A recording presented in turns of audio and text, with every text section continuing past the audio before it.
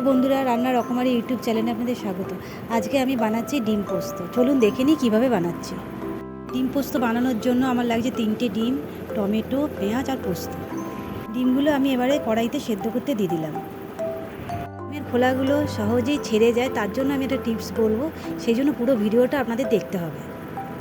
ডিমগুলো সেদ্ধ হয়ে গেছে, এবার দুভাগ করে কেটে নেব।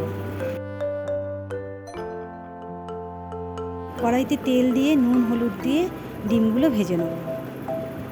আজকে টিপস হলো, ডিম সেদ্ধ করার সময় জলের মধ্যে একটু নুন দিয়ে দিলে সহজেই খোলাগুলো ছেড়ে যায়।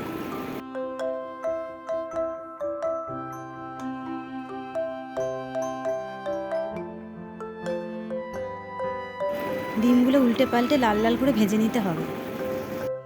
আমার রান্না যদি আপনাদের ভালো লেগে থাকে, এরকম অনেক রেসিপি আমার চ্যানেলে রয়েছে, তার লিঙ্ক আই বাটনে দেওয়া রয়েছে, দেখার অনুরোধ রইল। ডিমগুলো ভাজা হয়ে গেছে, এবার তুলে নেব। ডিমগুলো আমি অর্ধেক করে কেটে নিয়েছি, যাতে মশলাগুলো ভালো করে ঢুকে যায় আর খেতে ভালো লাগে।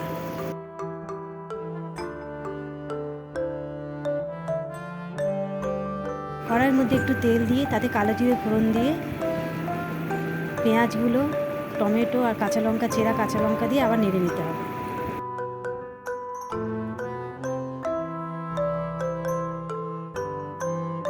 এবার নুন হলুদ পরিমাণ মতো চিনি দিয়ে পেঁয়াজগুলো একটু ভাজা ভাজা করে নিতে হবে।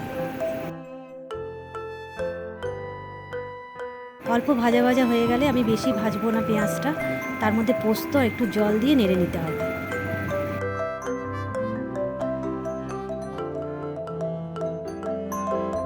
এবার কিছুক্ষণের জন্য ঢেকে দিতে হবে। ঢাকা খুলে মশলাটা ফুটে এলে ভাজা ডিমগুলো দিয়ে দেবো।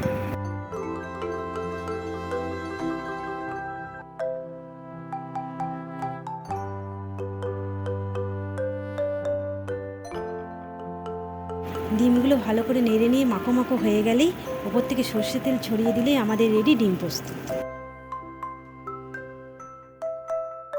আজকে রান্নাটা কেমন লাগলো কমেন্টে জানাবেন, ভালো লাগলে একটা লাইক করে দেবেন, বন্ধুদের সাথে শেয়ার করবেন।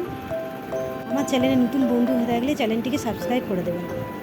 দেখা হচ্ছে পরবর্তী কোনো রান্না নিয়ে।